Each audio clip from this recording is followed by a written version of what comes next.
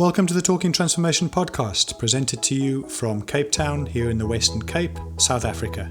The podcast is presented with a view to providing a platform and voice for built environment professionals and interest groups who are working towards transforming the places and spaces here in South Africa. It's dedicated to the individuals and community groups who are supporting both the formal and informal processes that are shaping our cities and our spaces.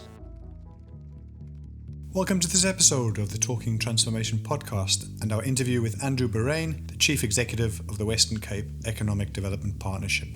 Although for the purposes of this podcast I've nicknamed him Mr. Cape Town, that's really only half the truth. Andrew's a globally respected thought leader and expert in urban and economic development, and his influence extends well beyond Cape Town and the Western Cape.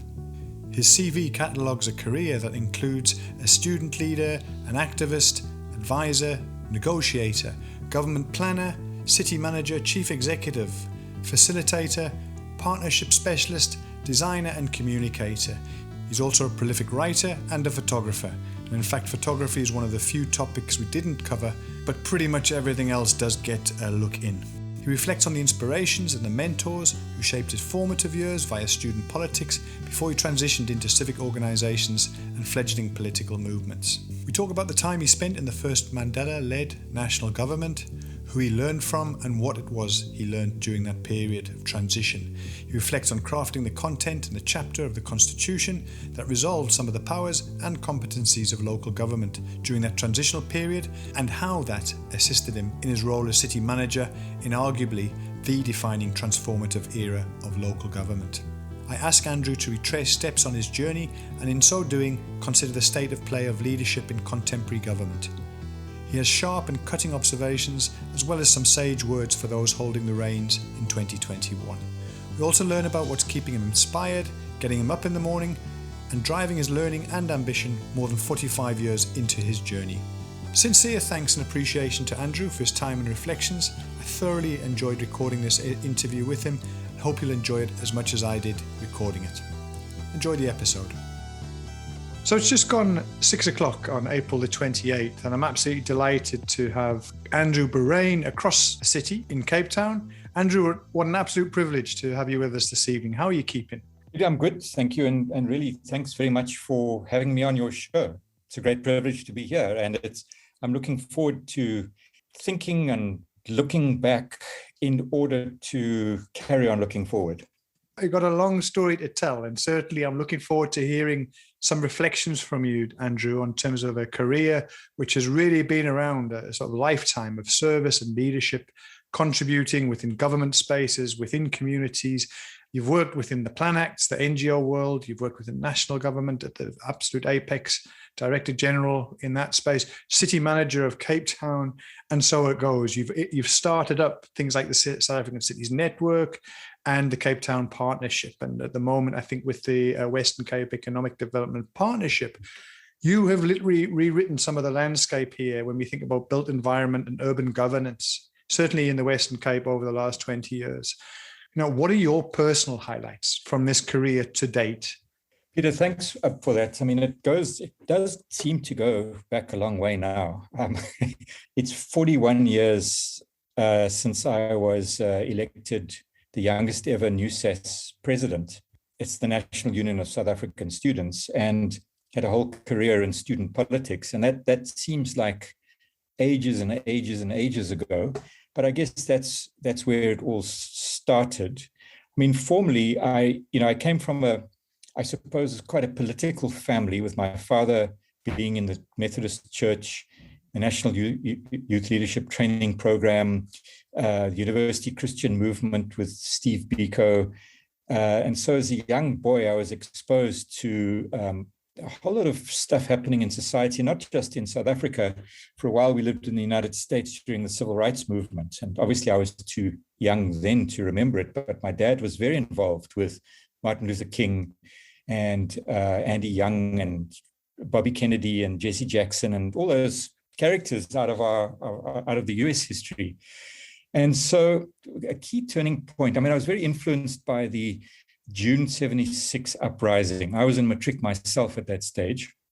But it was the next year when Steve Biko was murdered in detention by the security police. of the apartheid regime, that it really hit home how serious the situation is. I'd met Steve Biko as a young boy at our house. He was working with my dad in the church movement. And so I suddenly thought, my God, that young guy that I met is dead. You know, what an outrage. And I remember taking time off. I was in the Navy at the time. And I remember taking a week off and joining UCT students in wrecking Jimmy Kruger's public meeting in Maitland. And that kind of really started me on a journey of activism, of involvement in organizations and institutions, in movements to this day. I'm proud to be a founding national executive member of the United Democratic Front in the 1980s.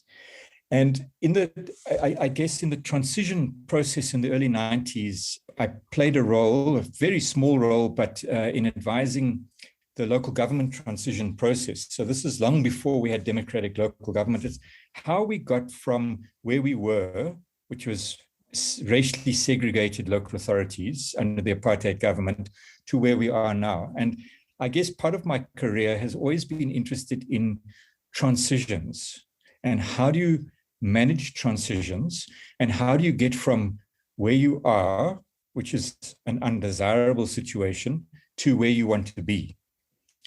Because, you know, we can talk a lot about vision and we can talk a lot about strategy, but actually managing the process of getting from where you are, which is often in a position of stuckness, to where you want to be. I'm interested in how you bend transitions in a different direction, not only improving the governance of a system, but changing the trajectory of that system. And that's not an easy matter because you really need to get a lot of people on board, including people who don't want to go there.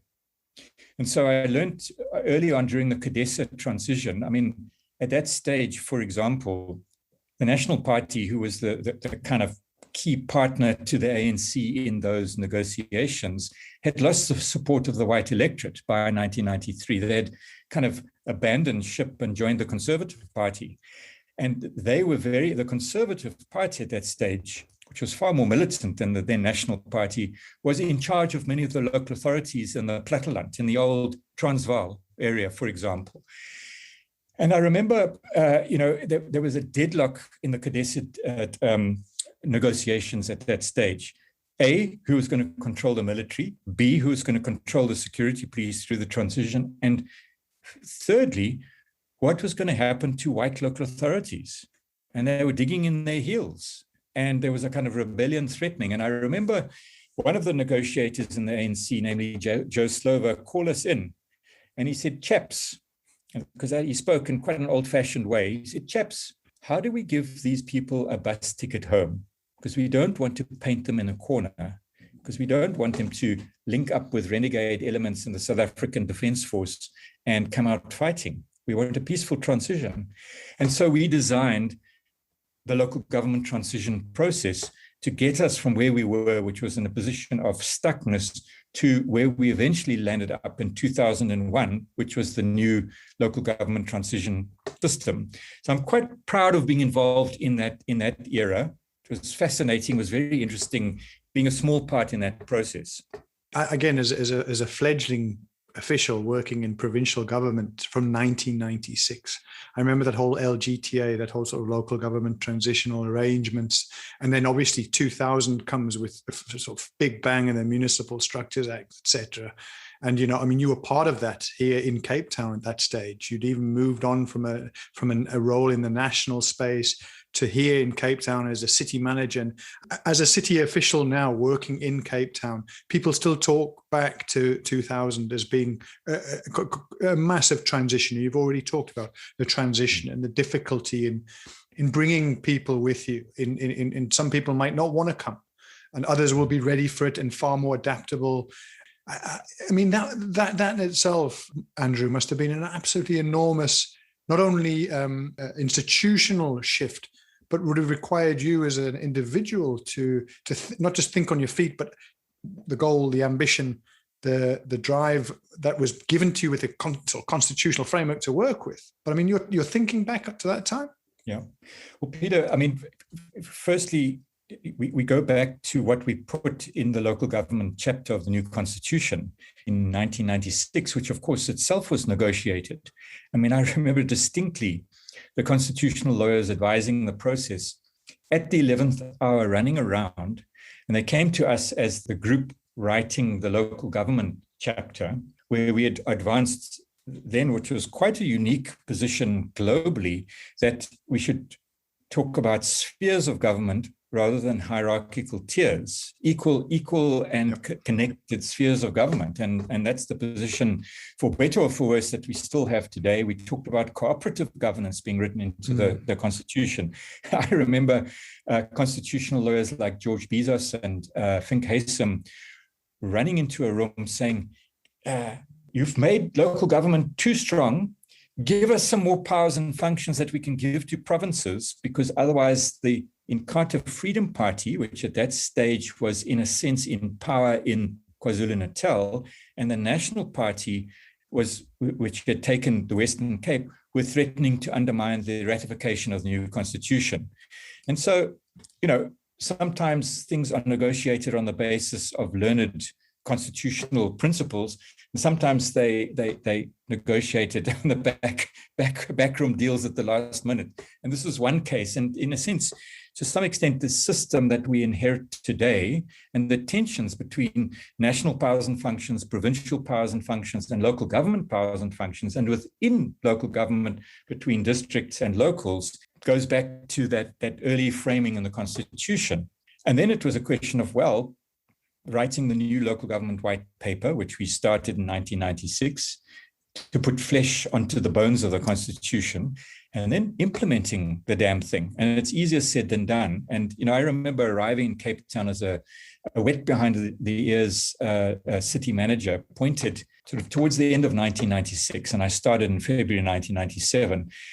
The sheer enormity of the task of taking what was then, I think, 44 segregated municipalities with all sorts of differing powers and functions and jurisdictions and history and traditions, and first uniting it into 6 locals and 1 metro. So we had a 2-tier system through the interim, which to my mind didn't work very well because of the kind of competition between the locals and the metro. And then turning that into a single metro by 2001. Very complicated process, a lot of politics. I was appointed in 1996. At that stage, there was still a government of local unity. So it was the ANC, the then National Party, and the then Democratic Party working together. They appointed me as a sort of united whole. Halfway through that, my term of office, that all fell apart because of government of national unity fell apart around a whole lot of conflicts between the then National Party and the ANC. And so that kind of destroyed the bipartisanship which had been driving the process at local level. I think also, in a sense, the new and very progressive labor legislation had an unfortunate consequences of protecting the privileges of a lot of the existing officials in the old white local authorities who were unionized up to senior management and fought tooth and nail to keep every single one of those privileges, and seemed to expect that you could change the system without, in a sense, affecting 30 years of privilege that they had accumulated in the system. So there was some really tough things, dealing with councillors, many of them new to the system, ratepayers up in arms, saying, well, why are you no longer cutting grass verges in Constantia, through to very impatient township residents saying, well, when are we going to get the same facilities and amenities as the white areas have enjoyed? So transitions, again, are not for sissies. It was a hard job. And I think I lost a lot of hair at the time. Well, certainly no surprise there, Andrew. I mean, it really is fascinating to hear you talk, almost a lexicon of the time, when you small things. And I'm thinking about brand South Africa as it was in that Mandela period post 94. You say it's spheres as opposed to tiers, and that in itself brings a particular mindset of inequality within the space, the idea of unity, a government of national unity, cooperation, cooperative nature. And I mean, that to me was that some of the traits of that, I say, fledgling democracy, of certainly not language of compromise, but it's a language of almost nation building, of city building. And ultimately with that comes, as you say, the hard yards of the administrative and the governance systems. But the language is so useful to revisit, because at the moment, I think sometimes when we think about, let's talk about unity, we seem to be as divided as we've ever been post 94. The tensions are there. The idea of ongoing contestations in court around the primacy of one sphere over the other, and so it goes. And we've seen it even in the recent months with COVID, certain national departments wielding what I would argue is unreasonable. But it's a great reminder of where we came from, and perhaps sometimes a reminder of where we need to reframe our thinking in 2021. I do think I come from a generation that valued purpose and commitment and solidarity and sacrifice. I mean, that's how we worked initially, kind of outside and against the state, because it was an illegitimate state and we had to end that illegitimate state, and then building the state within, and more recently playing a role in a sense between the state and non-state actors in society. So I've kind of been at different positions in my own career, but the overwhelming train wreck of the last 10 years has been state capture and corruption, without a doubt. But I think closely following that has been the unfortunate consequences of focusing on regulatory compliance and worshipping at the altar of regulatory compliance, so it's more important nowadays to get the process right than it is to serve communities. And I think officials are more scared of getting an audit finding or contributing to an audit that is not clean for their municipality or for their government department than it is than worrying about residents toying towards them over a service delivery protest. I distinctly remember working with some of my colleagues in government and heads of department a few years ago. It was a Monday morning, and over the weekend there had been a lot of protests. And some areas were I remember, Vrygrond, there was tires being burnt, and that there was a lot of conflict in many parts of Cape Town. And before we started our workshop, I said to a lot of my colleagues, gosh, it's quite a tough week we're facing. And they said, tell me about it. The Auditor General's in town. And they weren't interested in what was happening in communities. They were petrified of not being able to match up to the demands of SCOPA or the Auditor General findings and things like that. And for me, that has poisoned this whole notion of being a developmental and capable state, because it means that for most part, and I don't want to there are still incredible politicians and incredible officials, very dedicated. But on the whole, the system has become accountable inwards and upwards to political parties and to audit queries, rather than downwards and outwards to communities. My own thinking, particularly over these last 3 to 5 years, where in Cape Town, let's just take Cape Town as an example, where we've seen the drought hit in such a profound way, and the governance implications, the wholesale the disaster relief that we were looking at that space, the pandemic that's hit. We've seen load shedding. We've seen the collapse of rail within the Western Cape and Cape Town, very, very badly hit by that. We've seen the fires as recently as last week. It's almost like, how do you put on armor in the week to be a leader, whichever leadership role you're playing, whether it's at the top of the tree or whether it's at the ground level? It's almost, how do you arm yourself on a daily basis to take on those challenges?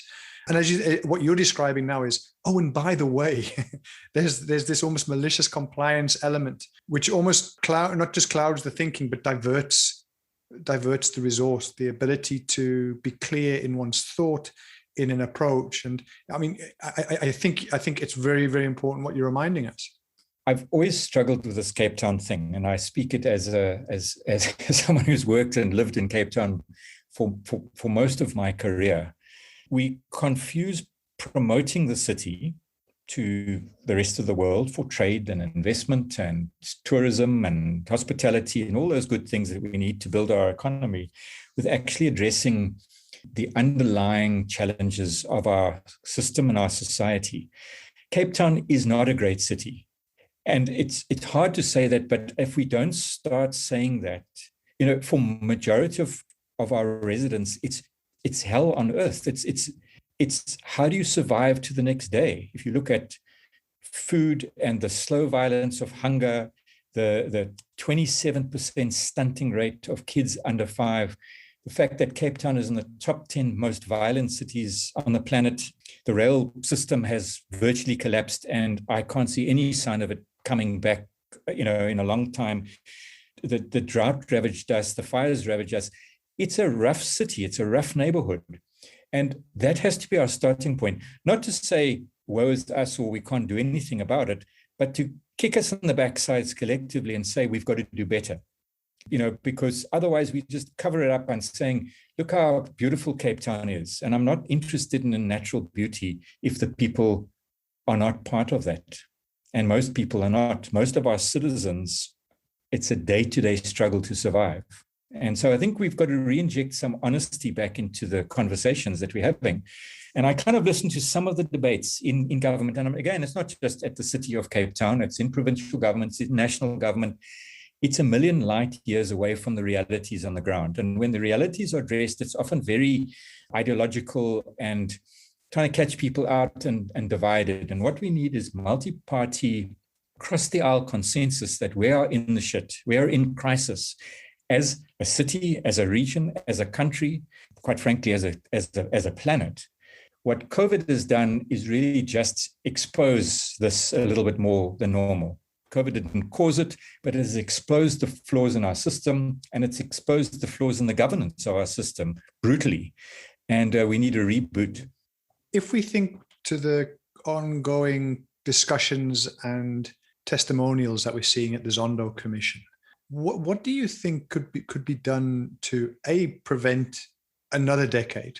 And second of all, I think one of the challenges has been this sort of safe space for the whistleblower, for somebody who does put his or her hand up and say, I think this is wrong. And I don't believe that we've seen enough protection of the integrity and the security of those who put up their hands. We've heard testimonials at the Zondo Commission of people who have been brave enough to take on this institutional systemic abuse and have suffered for it. And I think this is one of the things that, when we talk about leadership, and I say it can be leadership as the secretary, it can be leadership as the city manager, it can be leadership as the mayor. Ultimately, it comes down to how do you deal with that? And again, I'd be interested to get your sense of, what more can be done? What needs to change in the system that protects people from the system and allows for the debate to take place in a coherent and reasonable way? Sure. Well, it's a difficult question because we're at the kind of nadir of our democracy. And I think that we suffer hugely from what I call weasel politics, where political leaders, not just confined to one political party, are prepared to abandon accountability, and they're prepared to believe lies and cover-ups, to suit their narrative.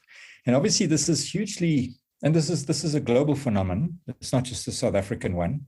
One can think of what's happened in the United States or the UK as much as one thinks of what's happened in Brazil and South Africa and India. It's the same tendency, and it's exacerbated by the vicious polarization driven by social media, where in a sense only those who are prepared to go out and savage others get a hearing. Building the middle ground, building consensus, building an ability to listen empathetically and deeply has all but vanished from politics. And it has been replaced by a nastiness not seen in decades. So I think movements, I don't think change is going to come from within the state. And I don't think it's going to come from within the party political system that we have in South Africa. But I do think we've seen huge efforts to defend our democracy at huge cost to people and individuals within the judiciary. We've seen incredible bravery from investigative journalists and the people who funded them. We've seen bravery, and from social movements and NGO, we've seen bravery and the rebirth of the civil society organizations. So we are not without hope. We've got incredible people in this country who are linking up to defend our democracy, and it is worth defending. And I think that as the more we can support that, value that, give space to that, we will be able to turn the corner in future. I mean, one of the things that you established was this South African Cities Network. After your experience, I think it was with the City of Cape Town as the city manager, you went and established this SACN. And we've had podcasts with the good people of SACN. And I'd like to understand what led to the establishment of it in terms of trying to set an agenda for particularly, I think, the metropolitan areas of the country. And, how was it going to be different from what was your experience and the different approach from your national and your municipal experience to that point? My counterpart in Joburg for most of the time when I was city manager of Cape Town was a good, close friend of mine, Ketso Gordon. And when I thought back to our term of office, I thought we'd met a couple of times as city managers. And despite being good mates and committed to very similar ideals, there had been a kind of competitive edge in the room. Joburg versus Cape Town, or Joburg versus Durban, or Durban versus Cape Town, or whatever it was at the time. And I thought, resources, as South African cities, resources are few and far between. And, it's actually wrong where people will go on an overseas mission to drum up support for their city and do it at the expense of other cities. Literally say, well, come to Joburg, don't go to Pretoria, or come to Durban, don't go to East London. And that's just plain wrong. And that's what was happening at the time. And so I got huge support from the then minister of what was the Department of Provincial and Local Government, DPLG, later became COGTA. And I went to Minister Sidney Mufamadi and I pitched this idea. I said, why don't we focus on cities, firstly, the engine rooms of growth of our economy? And why don't we find a way in which cities can cooperate better to share the resources, share the learnings, share the knowledge? How can cities be competitive, but not in competition with each other? In other words, put your best foot forward, but don't put it on the neck of someone else and run them down to advance your own city. And initially he said to me, I remember we had breakfast in Cape Town. He said, listen, I'm a rural fellow from Limpopo. Why should I even worry about cities? We've got to look at the agrarian revolution, the land question, and rural development. Anyway, long story short, he created the space, and I'm very grateful to him for that at the time, for me to go around and canvass mayors of cities and city managers, people who'd come after me, and get them all to sign up on this concept of the South African Cities Network. And I'm very pleased that it's still going today.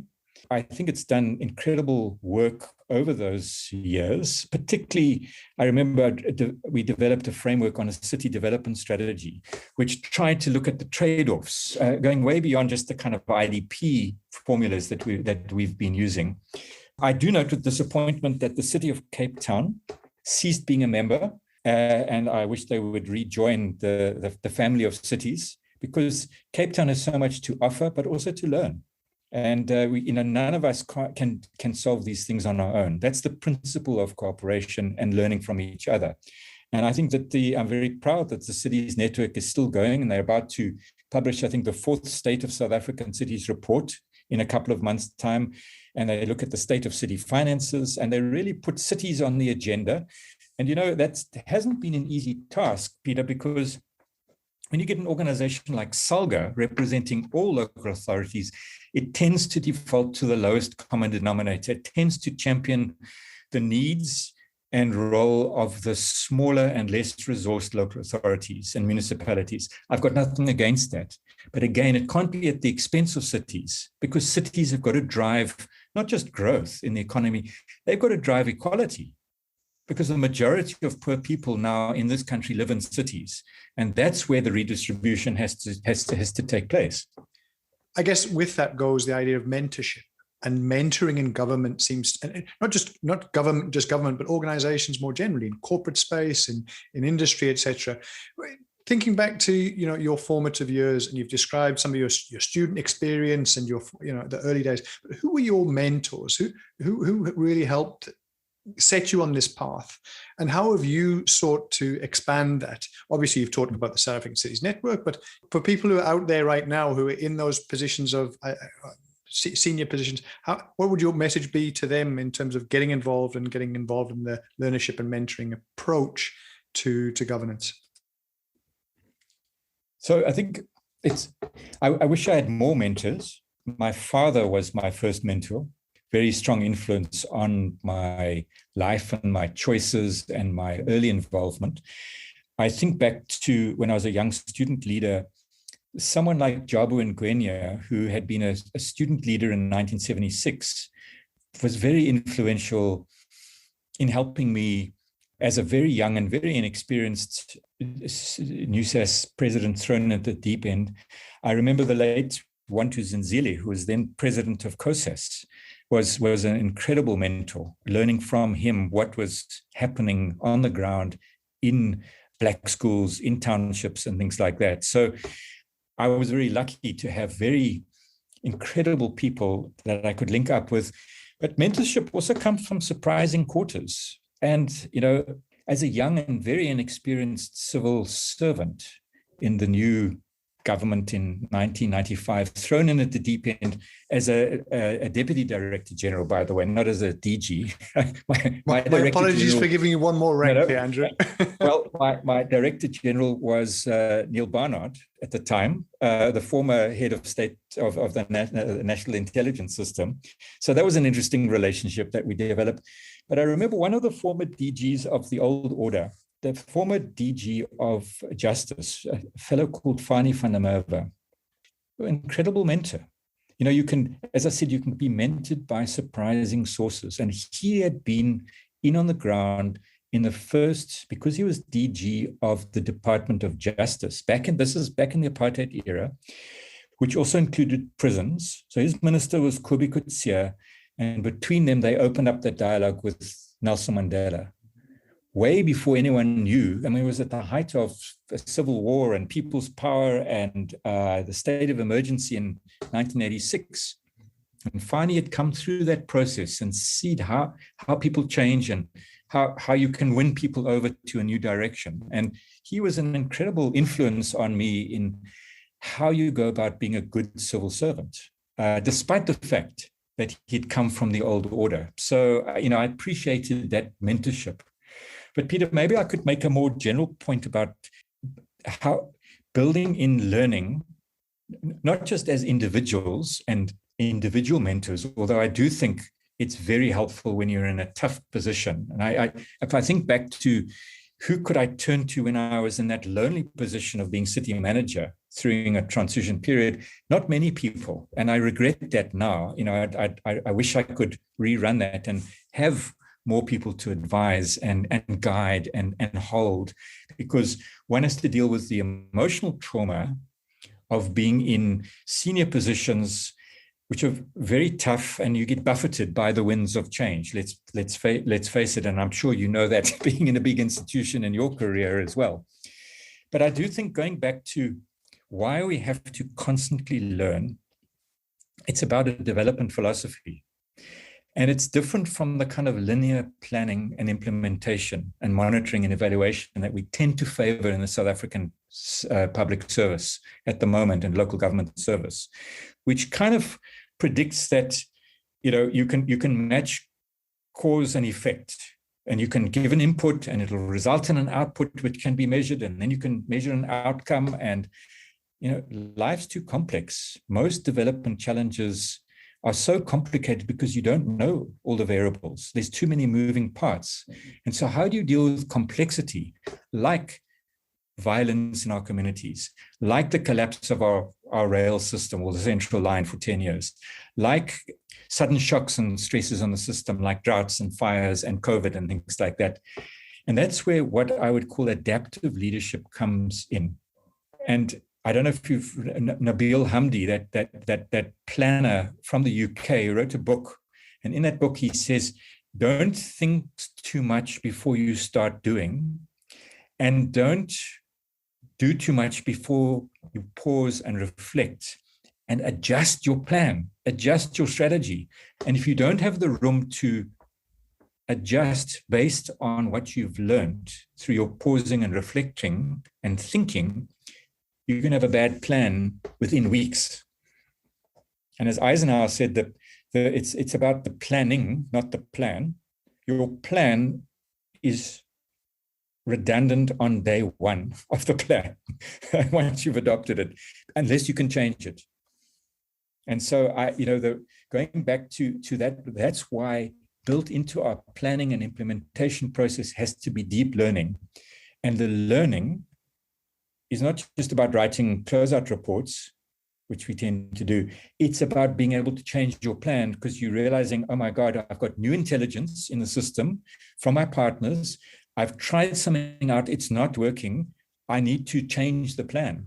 And that's where we struggle in the public service, because we lock ourselves into KPIs and annual performance plans, and woe betide, you shift from that. And if you have 11 meetings rather than 10, or 9 meetings rather than 10, boom, you're dead in the water. And that's not development.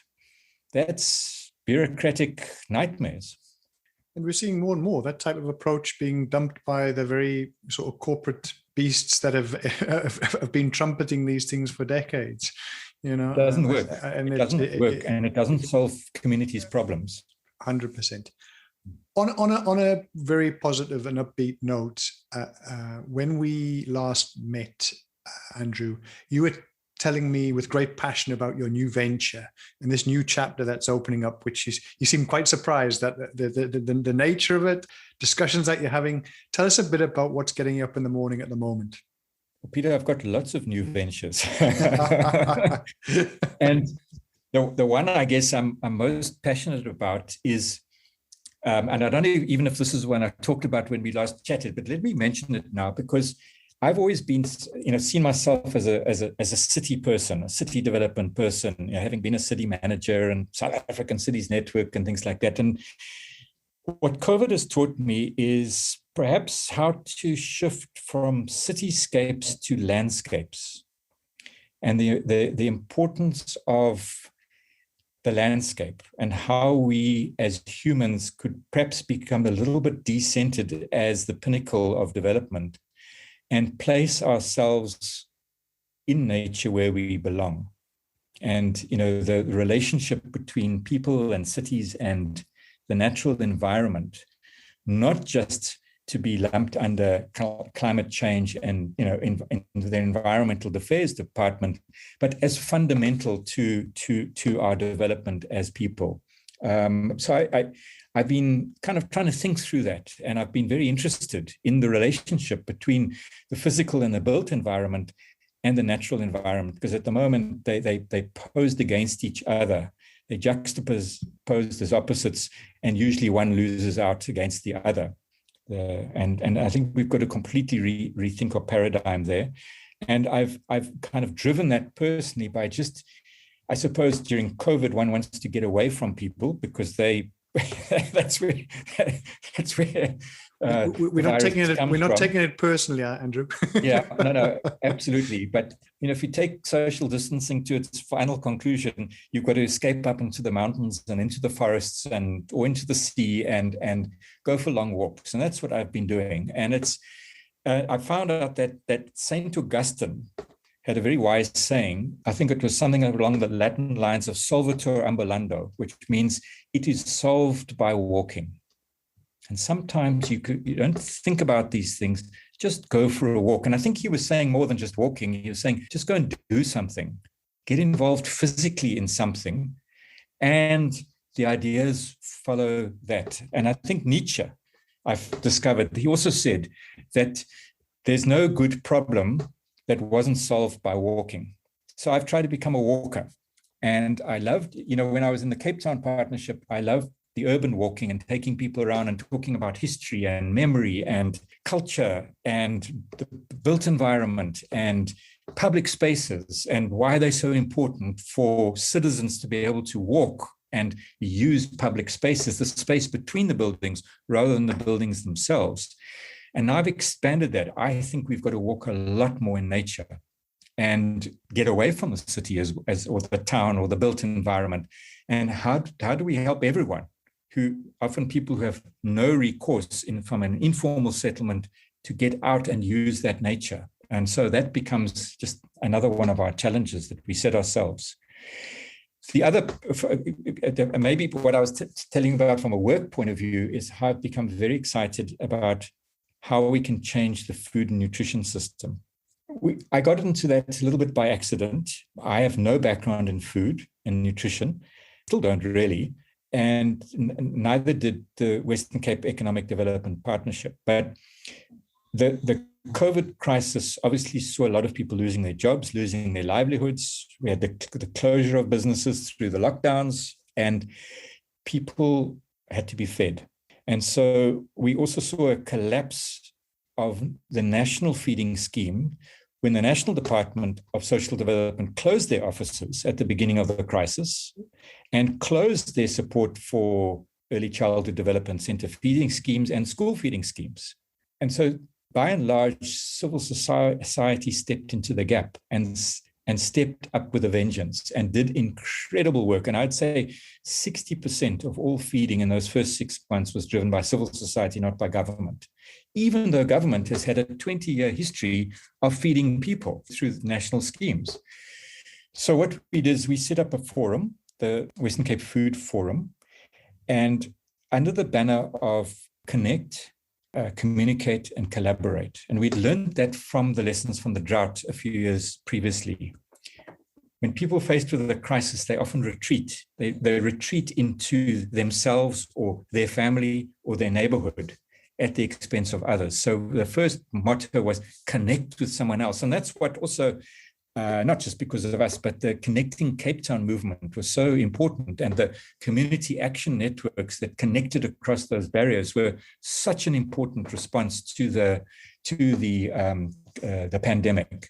And then we said communicate, because again, in a crisis, people tend to reinforce their own prejudices within their spheres or within social media. So we said connect, communicate across those barriers, and then collaborate.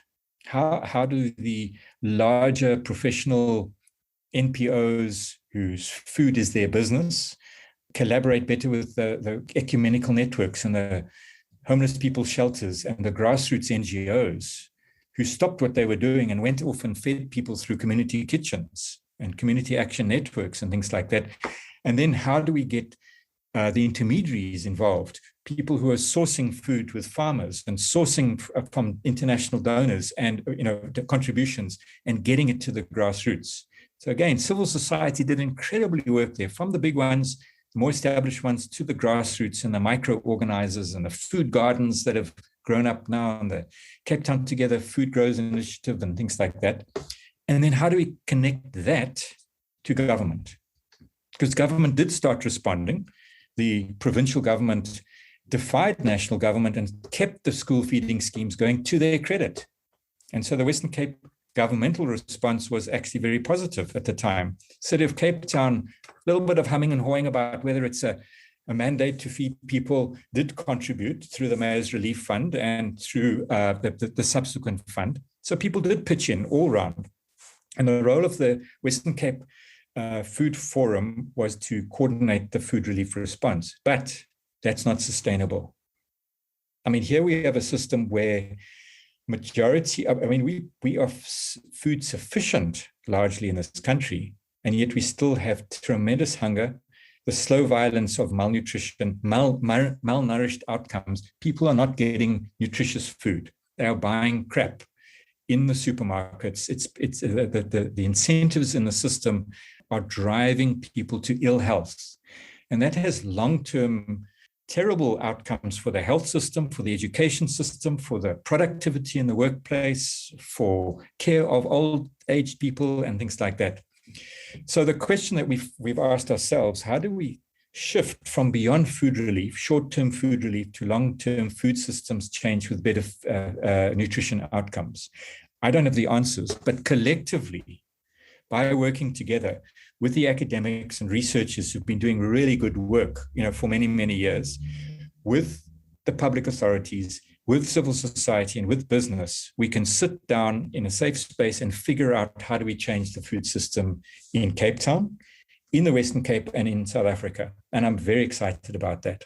Well, it certainly sounds, Andrew, like we need to have another chat in a year or so's time or before then to hear where you're going with it, because, say, hearing you talk about it with such passion and enthusiasm is really encouraging, and good luck with it. Where can people find out more about the work that you're doing with the EDP and so forth? Is there a website, or you're involved with Twitter and that type of thing? Where can people find out a bit more? We do have a website, and there's some useful stuff on that. We're trying to make it better.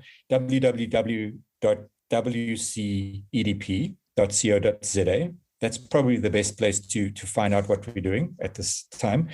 And, we're not just looking at food and nutrition. We're doing a lot of interesting work around how do we improve the governance of the water system that supplies the city of Cape Town.